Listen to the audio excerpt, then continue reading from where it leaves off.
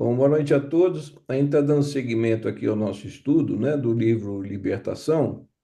Hoje a gente vai dar continuidade com o capítulo 7, que é Quadro Doloroso, né, que vai dar seguimento aos capítulos anteriores que a gente tem estudado. Hoje quem vai apresentar para a gente é o Dr. Bruno. Aí ele vai fazer aquela exposição do capítulo e, como de costume, no final a gente bate aquele papo sobre o capítulo, tá bom? Fique à vontade aí, Bruno. Beleza, boa noite a todos. Meninos. Vou colocar no share aqui então, tá bom? É, Pronto, tá vendo? Tá ótimo. Vou botar uma apresentação aqui. Beleza? Ótimo. Então tá bom.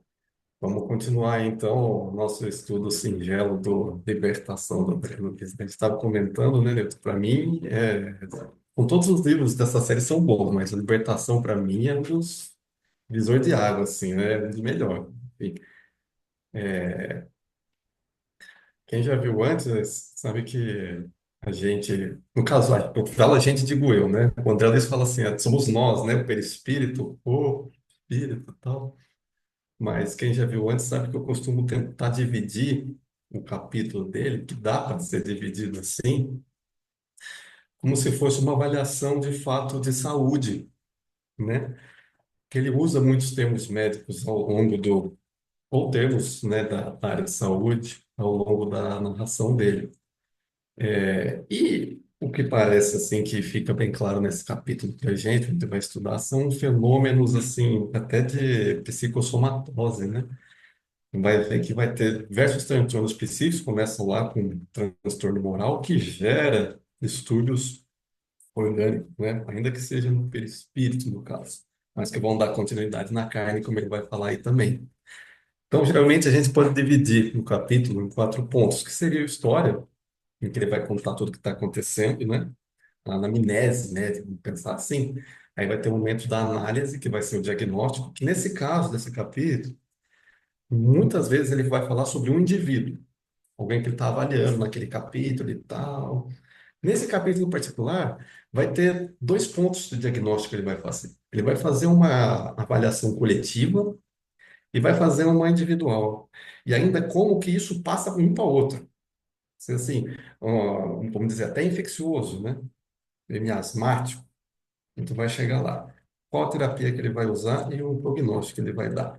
Não necessariamente nessa ordem, mas a gente pode dividir nesses quatro pontos. Vamos lá. Lembrando aqui que no livro, né, ele foi junto com o Gúbio, que é o instrutor dele, e o Hélio, que é o amigo dele, os três foram num vale profundo de dor, de sofrimento, enfim, para resgatar uma única entidade. E nisso que eles foram lá, eles tiveram que se mostrar para as entidades que estavam lá, e elas, ele conta isso no capítulo, nos capítulos anteriores, meio que prenderam eles. Então eles estavam dentro de uma cela, ele fala isso, que era um horror. E eles não viam a hora de sair dali para seguir adiante, mas eles precisavam passar por aquilo para conseguir chegar até onde eles queriam. Então ele ficou lá um dia, uma noite nessa cela. E aí ele vai ser libertado aí de manhã, que ele conta, que é quando começa esse capítulo do Dolorosa da Aprovação, né? Então ele vai falar assim: de manhã, um emissário do sacerdote Gregório, que era quem eles queriam ajudar, né? E foi também quem prendeu eles. Olha só que interessante. O emissário do sacerdote Gregório, um semblante mal-humorado, né? Ele vai descrevendo no capítulo, ele parece até um carrasco, né? Ele fala nos anteriores. Veio notificar-nos em nome dele que dispunhamos de liberdade. E daí saímos de lá, ausentamos-nos sinceramente desafogados. Nossa, finalmente saindo daquele lugar ruim.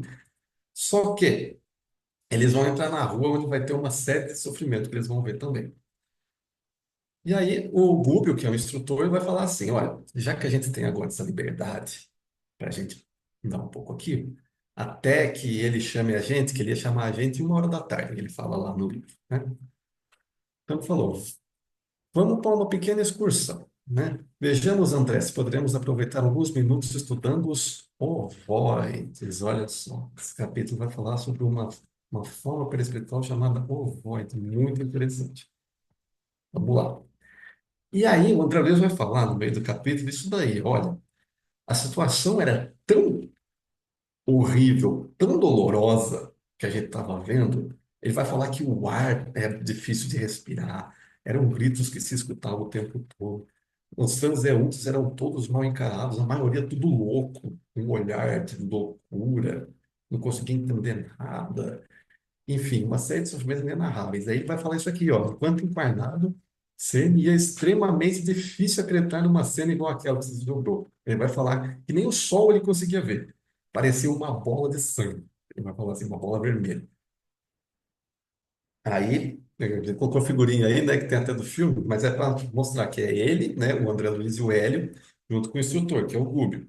Então tinham gritos humanos de dor, eles eram frequentes, provocavam na gente piedade mesmo por aqueles seres que estavam ali, né? E aí coalhava-se a rua, aleijados, todos idiotas de máscaras variadas, homens, mulheres, fisionomia torturada, iam e vinham, ofereciam a perfeita impressão de alienados mentais. Olha só, a maior parte situava-se na ignorância e o primitivismo. E se demonstravam ainda irritados com a gente, com a calma que a gente demonstrava. Olha só o que ele está falando. Então, ele saiu lá daquela cela, daquele lugar pavoroso, e eles vão andando pela rua e vão vendo que as pessoas que estão ali são todas assim, desse jeito, né? Esquadras de sofrimento, com um olhar esquisito, não conseguia conversar com elas, enfim, ainda ficavam até irritadas de ver que eles estavam andando tão bem, né? E aí o instrutor vai dar a primeira lição aí da história, né? Informou: as mentes extraviadas, de modo geral, lutam com ideias fixas, implacáveis, obcecantes, gastam um longo tempo a fim de se reajustarem. E aí, rebaixadas pelas próprias ações, perdem a noção do bom gosto, do conforto de construtivo, da beleza e se entregam a lastimável relaxamento. Quer dizer, uma situação em que a pessoa desiste de si mesma, né? E aí o André Luiz vai fazer as seguintes reflexões dele com ele mesmo. E para a gente também. Ele vai se questionar assim: se fossem só poucos, poucas pessoas ali, se fosse um ou outro, poucos os transeuntes infelizes, então a gente podia pensar um serviço, né, mais metódico de assistência para a gente resgatar essa turma, levar para algum lugar, tentar, olha, amigo, tal, né? Mas o que que acontece? O que que você faz quando você tem uma cidade inteira constituída por milhares de loucos declarados? Então, assim, que fazer nessa situação? E aí ele vai chegar nessa conclusão, ó, dentro de uma colmeia dessa natureza, ainda, o homem sadio que tentasse impor socorro ao espírito geral, será que não seria ele, efetivamente, um alienado diante dos olhos alheios? Isso aqui parece uma coisa que já foi repetida em algum lugar, parece, né? Tem o Alienista, né? Aquele livro famoso, né? Qualquer um que vá falar uma coisa que está diferente assim na maioria, e que você denote um commitment moral maior, é tido como louco. Então a gente vai ter aí o maior exemplo que a gente tem é o nosso Mestre Jesus, né? Então ele veio mostrar a moral e a humanidade nós ficamos ele. Ele era um louco, né? Então, o André Luiz chega na seguinte conclusão: ó, qualquer ação beneficente nesse caso, que você tem milhares de pessoas ensandecidas, seria através de serviços arriscados, né? Então, ele, o instrutor, vai falar isso para ele também, né? Continuaram andando. Então marcháramos, atravessando compridos labirintos, e aí chegamos diante de uma edificação que, com boa vontade, a gente vai nomear de Asilo de Espíritos Desamparados. Então, você vê que a coisa era tão horrorosa que o André Luiz, para não falar outra coisa, ele falou: olha, vamos dizer assim, que é uma espécie de asilo, tá? Um hospital psiquiátrico, algo assim. Mas assim que ele entrou nessa construção, diante dele, ele vai descrever isso aqui. Pavoroso quadro se abriu dilatadamente. Largo e profundo vale se estende, habitado por toda espécie de padecimentos imagináveis. Frente, numa distância de dezenas de quilômetros. sucediam-se furnas, abismos, ao qual se nos situássemos assim, diante de um imenso vulcão, que tem uma cratera que está ali, está vivo o negócio. Essa é a sensação que ele sente, a sensação que ele passa. Ele diz o seguinte: o Eloy, o amigo dele, já começou a dar para trás assim, pô, vamos sair daqui, né? E ele também sentiu, meu Deus do céu, que lugar é esse, né? O que a gente está fazendo aqui e tal? Então ele diz, veio o impulso de recuar, foi um instinto, na hora. Você viu aquele lugar horroroso, né? Essa, né? Cena de guerra, inferno, literalmente, né? Como é falado nas antigas. Veio o impulso de recuar, mas o nosso orientador se manteve firme. Então, essa é a importância, né, do orientador também, né? Tranquilo, seguiu adiante, estudando o que ele queria mostrar para eles. E aí, pensando em tudo isso, vem a primeira parte que a gente vai fazer uma análise aí situacional, vamos dizer, em que você vai ter um diagnóstico até epidêmico, um diagnóstico coletivo, perdão, coletivo, né? O André Luiz vai virar, vendo tudo isso que eles estão vendo ali, uma cidade, né, de loucos, um monte de gente doente, em sofrimento intenso. Pô, ninguém faz nada. Realmente, a gente chegou nessa conclusão. De fato, é difícil fazer alguma coisa com milhares de gente, né? Mas não tem ninguém que esteja fazendo nada, não tem nenhum amigo, um espírito de luz, um missionário assim e tal, que ajude de alguma forma. Ele pergunta para o Rubio, né? Pro instrutor. E o Rubio vai responder o seguinte: sim, tem. Essa imensa coletividade, dentro da qual preponderam as individualidades que, pelo sofrimento contínuo, se caracterizam pelo comportamento subhumano, não está esquecida, não. Renúncia opera com Jesus em toda parte. Então, tem muitos missionários que estão lá ajudando esse pessoal também. E aí ele vai falar o seguinte: o que que acontece aqui? Todos eles, toda essa gente, são réus da própria consciência, personalidades que alcançaram a sobrevivência sobre ruínas do próprio eu, do ego, confinados em escuro setor de alienação mental, quer dizer, enlouqueceram, de fato. Esgotam resíduos envenenados que acumularam na esfera íntima, através de longos anos vazios de trabalho edificante no mundo físico, entregando-se presentemente a infidáveis e essa tortura redentora. Então, o tempo que eles tinham no vaso físico, que poderiam ter utilizado para crescer, para melhorar a condição, para poder ser feliz, eles perderam longos anos de vazio, né, que ele fala. Eles perderam dentro do próprio ego. Com isso, eles acumularam diversas, digamos, toxinas, resíduos envenenados, como ele fala, dentro de si mesmo. E aí se jogam nesse lugar. Foi vontade dele, na verdade. O erro começou antes. E aí está o resultado. Infindáveis dias de tortura redentora. Revoltar o mal. E aí o instrutor diz o seguinte: todos renascem na esfera da carne para superarem a si mesmo. Muitos elegem a mentira e a sombra como verdades. Né? E aí a gente tem o nosso primeiro diagnóstico. Daí ele faz esses comentários, mas diz o seguinte: a gente não tem muito tempo agora de fazer muito mais coisa, não. Não dispomos de enseios para a identificação de missionários servidores do bem nesse momento. E tem outros, mas só a gente. Vamos ao estudo que eu quero mostrar. É isso aqui que eu quero mostrar para vocês. E daí eles desceram ainda mais, né? Desceram e encontraram uma mulher esquálida, estendida no sol. Tá feio. E daí o instrutor dele, que é esse que estaria no meio aí, Gúbio, fala o seguinte: André, chega perto dela e dá uma auscultada, né, pertinho dela, perto da mente dela. E o que que você está enxergando de fato? Aí o André vai falar assim: coloquei todo o meu poder de concentração, minha visão, ausculta, e aí enxerguei. Tinha umas coisas presas nela, em volta dela. Tinham três formas, né? Ele dá esse tempinho e o instrutor pergunta: você está vendo realmente, André? Aí o André diz: reparo sim. A existência de três figuras vivas que se justapõem ao perispírito dessa senhora, apesar de se expressarem por intermédio de uma matéria aí que parece uma leve gelatina, fluida, amorfa, né? São as formas ovóides. E aí, o André Luiz está vendo pela primeira vez, né? E aí o instrutor vai comentar.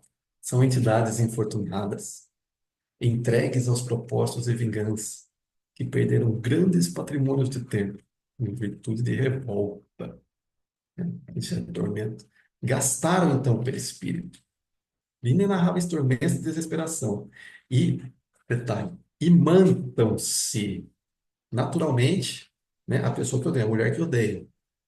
Irmã esta que, por sua vez, ainda não descobriu que a essência de amar é a essência de liberdade, de iluminação, de redenção, de perdão.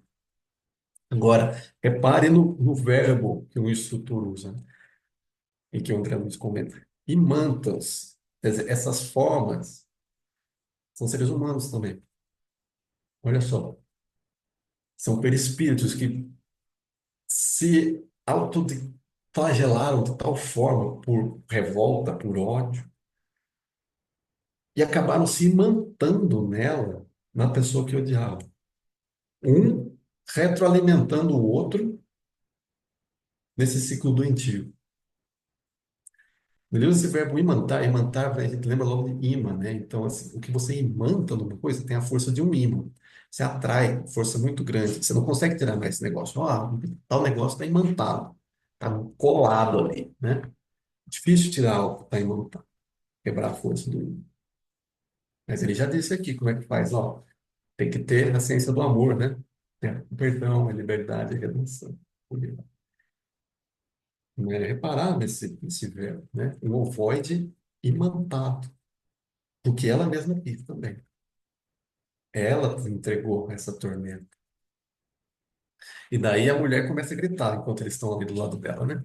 Joaquim, cadê o Joaquim? Me diga com piedade, me ajudem, né? E aí o André Luiz vai comentar assim, ó, o nosso orientador chegou perto dela, tranquilizou ela com algumas palavras, tentou acarinhar ela, essa coisa, mas a mulher tava difícil ali, a situação. E enquanto ele está fazendo isso, ele falou para o Eloy, né, e para o André e pro Eloy, examinem os ovoides, examinem mais atento, mais de perto. E aí o André Luiz, que viu os ovoides, focou mais neles, em cada um. Eram três formas que ele viu. Vamos lá.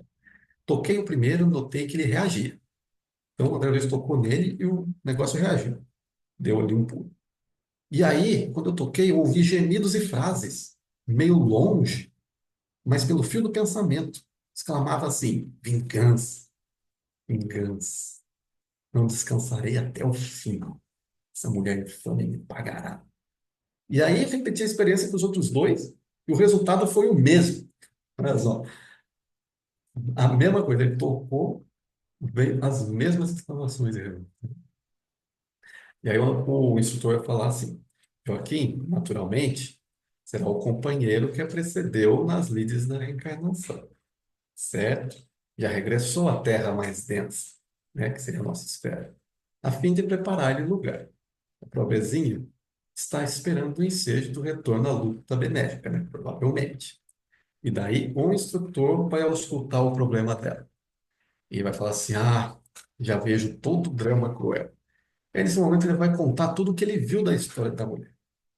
Então, ele vai comentar que ele viu que a mulher foi uma grande senhora, né, de escravos, e se casou com um homem, que foi esse Joaquim, que era o senhor também. Só que esse senhor já tinha amado antes uma mulher que era escrava.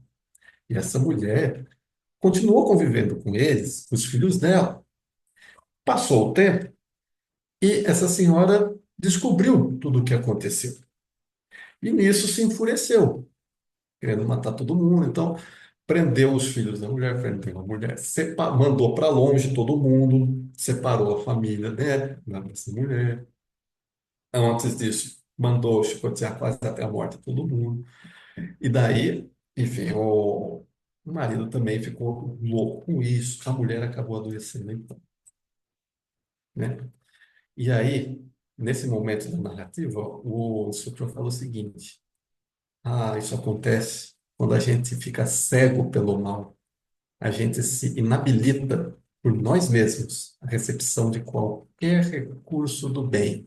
Então, na época, Muitos tentaram ajudar essa senhora, mas ninguém conseguiu. Ele vai falar o seguinte: ela adoeceu por isso, gravemente, desafiando conselhos e medidas médicas, né, de cura. Então, os médicos tentaram ajudar essa senhora, mas não conseguiram.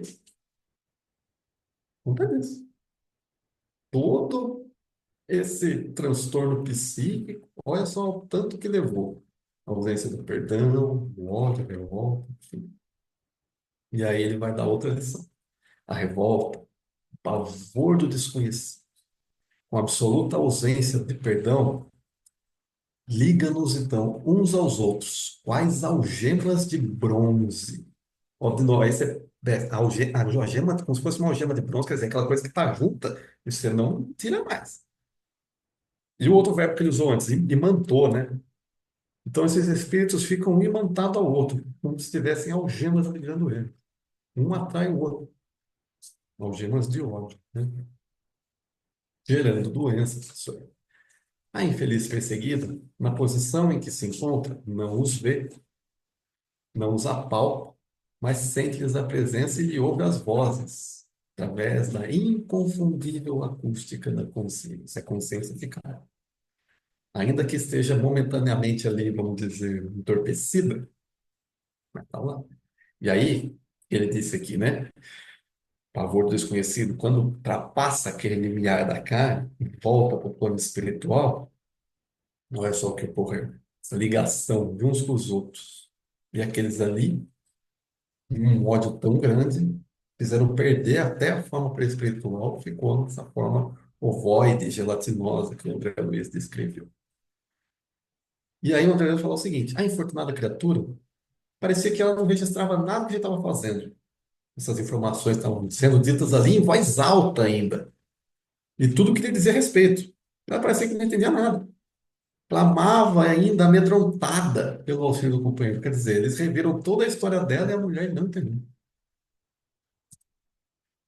E aí, o Eloy e o André Luiz vão fazer as perguntas de praxe para o instrutor, né? No meio dessa zona de guerra aí, com a mulher ali, eles tentando ajudar. Como é que a gente encara essa situação agora? O que a gente faz para ajudar, para solucionar isso daí? Diante desse quadro, né, comovedor. E aí o instrutor fala, agora a gente vai gastar tempo. Perturbação vem de inesperado, se instala apressadamente. Entretanto, né, retira-se muito devagar. Aguardemos a obra paciente dos dias. Tudo me faz crer. E os missionários da caridade já lhe reconduziram os povos às correntes da reencarnação. Ele já tinha dito isso, que ele já tinha percebido. E é de supor que esta irmã se acha em vias de seguir-lhe as pegadas, a breve tempo. Naturalmente, renascerá em círculos de vida torturada, enfrentando obstáculos imensos para reencontrar o ex-esposo, ele que foi Joaquim, né? E partilhar as experiências futuras. E então, o que que vocês acham que vai acontecer? Depois de todo esse desenlace aí, que ela reencarnar, voltar lá e sofrer para encontrar o tal do ex-esposo, o que será que vai acontecer? Os inimigos serão filhos? Esses ovoides serão filhos dela? Será que é isso que vai acontecer? O instrutor. Como é que não? Claro, certamente o caso já está na jurisdição superior. Essa mulher retornará à carne, seguida pelas mentes dos adversários que aguardarão junto dela. Olha só. A gente estudou isso recentemente também nos encontros que a gente tem feito, né? Inclusive no encontrão do ano passado sobre a família, né? A gente já tem comentado aí como que o alto Deus faz para nos redimirmos uns aos outros, muitas vezes. Coloca aqueles que se odeiam, muitas vezes, junto na mesma família. E olha aí um exemplo, de novo, claro, que o André Luiz traz, né? Não laços, elos, né? Como algemas imantadas em ódio dessa mulher, dos outros três. Como é que vai resolver isso? Agora, para resolver só com o tempo, com reencarnação, né? Com perdão, sendo um filhos dos outros, pai dos outros, é isso que vai acontecer. para poder um aprender a amar o outro. Olha só que beleza. Então, essa é a terapia. Terapia, nesse caso aí, vai ser uma nova oportunidade de redenção na esfera de carne, né? Esfera do recomeço, que é outro termo que o André Luiz usa nesse livro também, que os espíritos falam, esfera do recomeço, né? E daí, olha só que interessante que o instrutor comenta, né? Semelhantes casos iguais a esse, nossa, você conta por milhões. São milhões de casos iguais a esse. Então, quer dizer, pode ser a gente, né? Já pensou? Pode ser a gente. De modo a espiarem delitos graves, a aprenderem a amar. E aí a maravilha de você, daquele versículo notável de João, né? Amai-vos uns aos outros, que Jesus disse, né? E o instrutor disse assim, eles ficam um pouco abertos assim, né? O Eloy e o André. Por que que vocês estão estranhando? Por que estranheza? Princípios de atração governam o universo inteiro. Sistemas planetários e nos sistemas atômicos, a gente tem o núcleo e os satélites. No caso aqui, essa mulher vai ser o núcleo, que atraiu para ela toda essa gente. E ela vai ter que resolver. Simples assim. E aí a lição final que ele dá. Nós nos elevamos com aqueles que amamos e redimimos. Ou nos rebaixamos e somos infelizes com aqueles que perseguimos e odiamos. Então, mais uma vez, você vê que o amor é a chave da liberdade, né? E aí, ele vai finalizando o capítulo, depois dessas lições, e a gente coloca aí, né? Ó, você viu que o grande problema foi lá transtorno moral, ausência de perdão, revolta, levando a transformações psíquicas no perispírito, problemas coletivos em que vários enlouquecem, e cuja terapia mais notável é a reencarnação. Para você poder extirpar, digamos assim, esse miasma que fica, libertando-se. E aí o instrutor, do lado dessa mulher, vai falar: pobre irmã, que o céu a fortaleça. Terá infância dolorosa e sombria pelos pesares desconhecidos que se lhe acumularão compreensivelmente na alma opressa. Conhecerá a enfermidade de diagnose impossível por enquanto, dentro do conhecimento humano, por se originar da persistente e invisível atuação dos inimigos de outra época. Olha o que eu comentei do miado, né? Então, ela reencarna e apresenta uma série de doenças que, na verdade, vem desse problema aqui anterior, que é o transtorno moral dela, revolta, horror, etc. Terá ainda a mocidade torturada por sonhos de maternidade. Olha só, quer dizer, ela vai tentar engravidar e não vai conseguir. É isso que ele está falando. E não repousará, pelo menos por um tempo, ela não vai conseguir intimamente, não repousará, enquanto não os pular no próprio colo os três adversários convertidos, então, em filhinhos tenros de sua ternura sedenta de paz. E às vezes nem é pelo ventre dela. Às vezes é, né? Órfão do pai, tá. E ainda transportará consigo três centros vistais desarmônicos. Por quê? Não teve lá os três ovoides, né? Atacando o perispírito e mantá-lo. E até que os reajustes na forja do sacrifício, recambiando-os à estrada certa, será, na condição de mãe, um imã atormentado ao assédio obscuro e triste de uma constelação de dor. Ele faz esse paralelo, né, com os planetas e o mundo atômico, né, falando sobre a atração, né. Nós nos atraímos uns aos outros, então sempre tem um núcleo e os em volta, os satélites. Coloca aí na nossa constelação, né? Você vê o Sol, os planetas. No mundo atômico você tem o núcleo protônico, neutrônico, como os elementos. No universo terrestre. E até ela reajustar isso, ela vai ter essas doenças, esses centros desarmônicos, né? E daí o André Luiz finaliza. Era tudo, a gente estava aprendendo muito, a gente tem que tentar ajudar, mas a gente estava numa missão. A gente tem que voltar lá. A hora controlava o serviço. Era imperioso regressar. E aí ele termina esse capítulo, e acho que essas são as principais lições, né? Como o pensamento, como as nossas atitudes morais podem influenciar no perispírito, e o perispírito, por conseguinte, no corpo físico, como ele falou no final, gera doenças, né? Então, mais uma vez, o André traz a lição de que o amor, o ódio, indiferença, são determinantes de saúde, ou ausência dela. Aí colocou a reencarnação como forma de terapia, de você poder eliminar essas formas escuras, e poder viver no mundo da vida, né? Que é o mundo do espírito, né? Aí eu coloquei uma mensagenzinha do André Luiz aí, que é famosinha também, né? Que é uma prece que ele faz, né? Ele pede assim, tudo quanto eu te peço, Senhor, não considero aquilo que eu roubo, mas aquilo que eu necessito, porque você sabe o que é melhor para mim, né? Mas me dê sua ajuda, para que eu não prejudique a ninguém, né? Então, é isso aí. Eu vou dar o stop share aqui, então, Milton. É essa a ideia que eu tinha. É isso aí. O Bruno abordou muito bem aí os principais aspectos aí do capítulo, que é bastante rico aí em conhecimentos, né, que traz aqui para a gente. Eu achei muito interessante alguns aspectos aí, tocar novamente neles, quando ele olha aquele mar de sofrimento ali, aquele mar de gente ali, que ele descreve quase como um vulcão ali de sofrimento ali, queimando ali, né?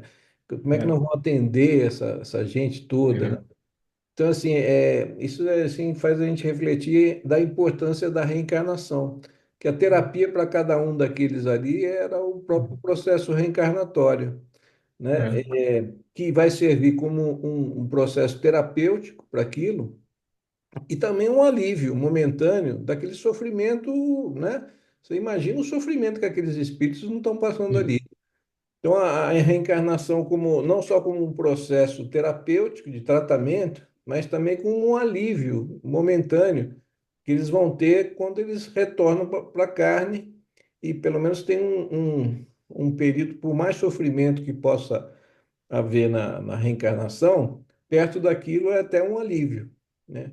Naquela situação de dor e de sofrimento. Então, assim, realmente a importância, né, do processo reencarnatório, né? Em relação ao Void, o André Luiz fala, né, sobre isso em várias vezes em várias obras, né? A gente viu em é, várias, praticamente uhum, quase todas que a gente estudou, né? Que é uma uhum, deformação perispiritual, né? O perispírito perde até a sua forma. E isso ele repete também sempre, que é uma questão de uma fixação monotemática, né? uhum, O espírito ele se fixa numa ideia fixa mesmo, né? Sendo redundante aí como nesses espíritos aí, a vingança, vingança, vingança, ou qualquer uhum, tipo de ideia fixa, né? Onde o perispírito se deforma. E o que eu achei interessante, né, que ele fala também, dos processos patológicos que essa mãe vai sofrer quando reencarnar por uhum, essas alterações no centro de força, por a atuação desses espíritos, né, obsessores ali dela, né? E os próprios ovoides, provavelmente, quando reencarnar, eles devem reencarnar numa situação muito complicada, sim, por essa também, deformação perispiritual. Provavelmente podem reencarnar com malformações congênitas graves, né? Então, assim, provavelmente.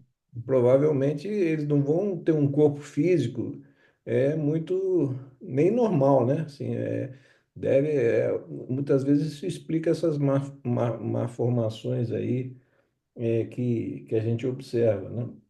E essas doenças que a gente não encontra uma etiologia para elas, né? Outra questão importante é da questão da importância do perdão, né? Você vê bem ali você tinha aquela mulher que era algoz, né? E os Sim, três ovoides ali que eram as vítimas. Se você parar para pensar, a situação perispiritual das vítimas era pior do que a do algoz. Ela ainda, pelo menos, mantinha uma forma perispiritual. né? Agora, as vítimas estavam numa situação pior ainda. Por quê? Por, Pela vingança, que é a questão de se vingar, vingar, se vingar. Quer dizer, aí a gente para ver a importância do perdão, Uhum, né? Porque onde ali a própria vítima estava numa situação pior do que o algoz, por uma questão de não conseguir perdoar, né? Então, esses três aspectos, assim, eu achei bastante interessante aí no capítulo. Ali também ele coloca bem, é que ele coloca assim, essa mulher é como se fosse o núcleo, né, nesse caso. Nessa comparação que ele faz com os planetas, então, e aí os outros são meio que os satélites. Então, provavelmente também, naquele momento ela foi algo. Agora, e antes? Sim, Talvez ela tenha sido a vítima e eles os algozes. E daí trocou. Porque quando você vai analisar a fundo, você nunca encontra sim. verdadeiro algoz. Somos todos algozes e vítimas, né? Assim. Sim, é verdade. A gente não sabe o que aconteceu anteriormente, mas pelo É, menos naquela última encarnação, sim, né, naquela é, ali. eles estavam numa condição ainda pior, né, por essa questão da fixação na Da vingança. ideia fixa.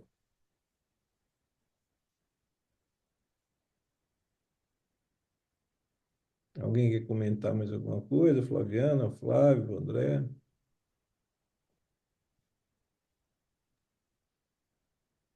Bom, você já deu uma boa pincelada aí, o Nilton. A apresentação também do Bruno foi bem completa aí.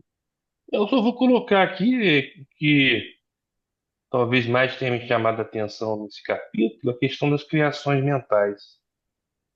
A importância da criação mental, das criações mentais em nossas vidas, né? E aquela história, né, que André Luiz fala diversas vezes, né? A questão de a gente plasmar, né? A mente nossa plasma a nossa realidade. Engraçado que isso acontece quando a gente está encarnado e quando a gente está desencarnado. Exatamente isso, né? E por isso que Chico Xavier falava tanto, né? Cuidar do seu pensamento, cuidar do sentimento. E é verdade, né? Se você cristaliza, que você fixa muito suas ideias, seus pensamentos, suas criações mentais em coisas ruins, negativas, né? Você acaba fazendo com que a vida sua fique rodeada disso.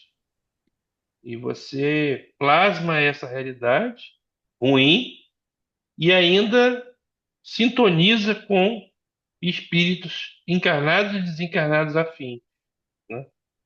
E se ao contrário, você trabalhar bons pensamentos, bons sentimentos, pensamentos mais elevados, né, com mais otimismo, mais alegria, mais esperança, cultivando coisas boas, você plasma essa realidade para você, aqui e lá.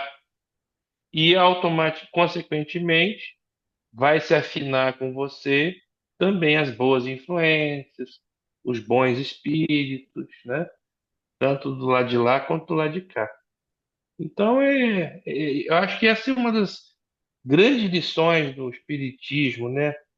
Que a doutrina nos traz essa informação, mas que a gente tem muita dificuldade de, né, de realmente trabalhar isso de forma efetiva. Você vê que o Gubbio fala isso, né? Ainda no capítulo. Ah, se vocês tivessem ideia da importância da criação mental, né, na vida de vocês, né? E é exatamente isso. Então, acho que foi o que me chamou muita atenção, que eu acho que realmente é muito relevante.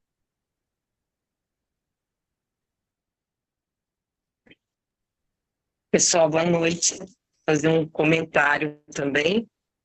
É, o Bruno colocou de uma forma bem bacana, eu gosto desse jeito que ele coloca, colocando aí a anamnese, diagnóstico, eu acho que fica bem interessante, assim, para a gente compreender melhor, dentro do quadro, né, termos de saúde, né.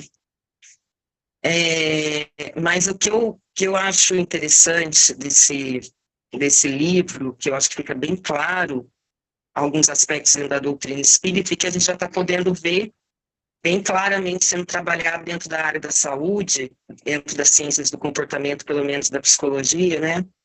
A primeira coisa é entender que o pensamento, então, ele não é abstrato, como a gente trabalhou essa ideia a vida inteira, como se o pensamento fosse algo muito abstrato do ser humano, e não é. O pensamento, ele é ativo e ele age diretamente no resultado, nos acontecimentos, no comportamento ali e no desfecho da vida. E a outra questão é, dentro da psicologia, tem uma área lá de desenvolvimento de psicologia e comportamento, que a gente entende que, considerando que o ser humano ainda, né, vamos olhar assim em termos espirituais, nós somos seres imperfeitos, não temos essa condição ainda de dominar o pensamento de uma forma que traga mais benefício do que malefício. O que a gente percebe? Que diante de uma situação muito grave, muito traumática para a pessoa, né, uma situação de dor profunda, por exemplo, essa mulher que na hora que perdeu os filhos, que tiraram o filho dela, e foi vendido, sei lá, como escravo, e toda essa situação aí. Então, quando tem algo muito forte na vida da pessoa, a pessoa vai tender a desencadear um monte de pensamento pessimista diante da situação e vai imediatamente desenvolver um monte de sentimento ruim. Isso é natural. Até que ela consiga controlar novamente, ela fica ali num estado de não saúde, né? Não saúde mental, ela vai entrar num estado de estresse muito grande. Então, quais são as ferramentas que a gente usa para trabalhar os pacientes nesse momento? Nós pegamos esse quadro desses pensamentos todos que estão desajustados, né?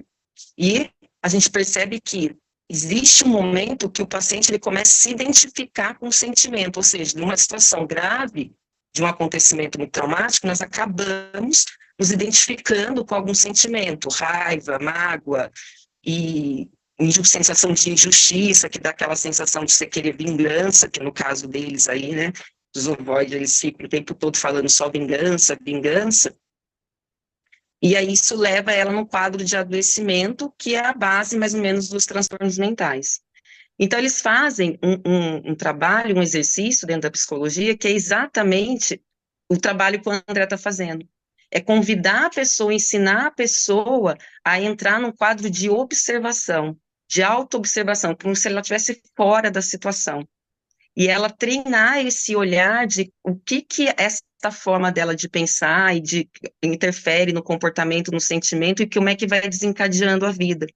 Porque daí você vai descolando a pessoa do sentimento. Porque na hora que ela cola com aquele sentimento, ela entra nesse quadro de desestruturação mental. E aí ela perde a capacidade de consciência.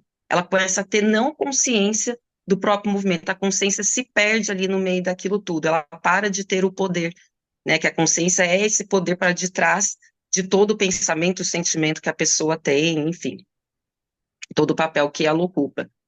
E a outra questão, que eu acho muito interessante que o Espiritismo traz isso de uma forma bem clara, e o André Luiz vai aprofundar, que é essa questão, né, dessa pluralidade das existências como oportunidade de rever alguns quadros, então ela vai vir doente para liberar, né, toda essa questão do espírito dela, os acontecimentos anteriores, mas também para mudar ela de posição para que ela possa começar a desenvolver um sentimento de amor, ou seja, vem aquelas criaturas como filho, coloca ela numa outra percepção em relação aos mesmos espíritos, e ela então passa com o tempo, talvez em várias existências ali que precisem com o filho, ou nessa mesma, desenvolver um sentimento, um olhar diferente para eles, que também é algo que a gente pode usar em relação à nossa própria vida hoje, né? Pensando psicologicamente, que é você também fazer esse treino. Peraí, deixa eu tentar olhar essa situação que está me acontecendo de um outro lugar. Existe uma outra forma de ver? Deixa eu tentar mudar a percepção. Ou me colocar num outro lugar. Eu estou olhando como mãe, eu vou olhar como uma outra pessoa, um outro lugar dentro do contexto em si, que também não deixa de ser um treino para a nossa própria vida, entendendo que existem situações que nos colocam nesse quadro de iluminação mental e cristalização do pensamento, né, que acaba desembocando aí diversas outras questões. Então, eu também queria trazer isso só para dizer o quanto que isso está sendo muito trabalhado. A gente trabalha muito dentro ali da psicologia, nesse quadro, de autorregulação emocional que vai passar por essa regulação dos pensamentos, que é o grande desafio nosso, né, de nós todos. E por último, interessante que eu percebi que o André, ele tem nesse movimento de estar indo ajudar as pessoas, né, na hora que ele entra em lugares ali muito pesado, que ele nunca tinha visto, não estava acostumado, ele tem o primeiro impulso de querer sair, mas aí o mentor continua firme caminhando e eles então seguem.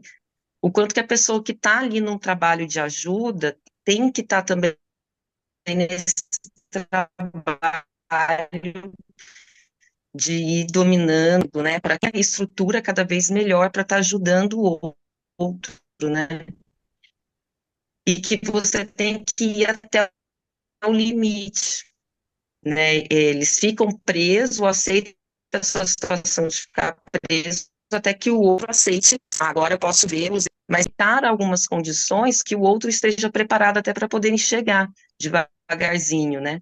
Então tem toda essa também questão da gente ver o nosso lado aí quando a gente quer, tem essa boa intenção de ajudar, mas que a gente tem que ter diminuir um pouco o quadro aí nosso de ansiedade, dessa ânsia de querer ajudar e não perder atenção em alguns detalhes, que é a abertura que a pessoa dá, é o limite que o outro suporta e até a paciência, né, do tempo.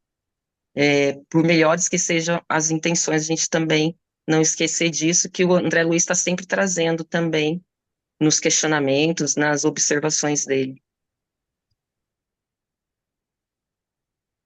Essa questão aí que o André colocou e que a Flaviana aí do pensamento realmente foi muito bem colocada aí, porque é uma questão fundamental, né?